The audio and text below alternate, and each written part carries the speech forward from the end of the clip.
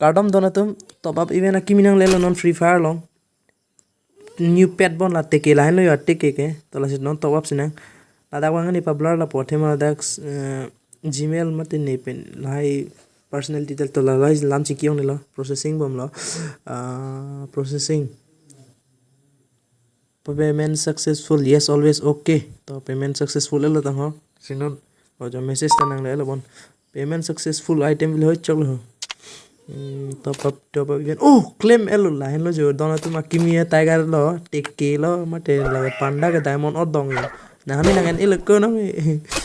na hani nang en mon pelo kimi lo the dona tum lai 500 na ho lai ne to ba bune thema lan ke non ke game long e to ba tum te to la se claim lo kimi teke reng lo areng li teke pet pu bang lan lo teke ke amen sensitive to cholo to la cholo level pap na ho kimi wow skin oh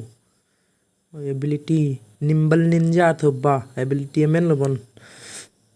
reduce the duration of enemies man marking of skills by 30% cho level up na ho level up lo phong oh new mode wow nice oh your best of luck no ari mun post na paklang yo akeng yo level 5 lo pitong chu hum ne level 3 le yo pitong chu hum ne yo chume yo bon level 5 lo nane phone te level 6 for 3000 ani level 6 10 10 tank pilo 10 oh max lo yo lock chik se lo tik eta copy tik ke lock chilo white tiger bulo bon to labang so video lan melo la si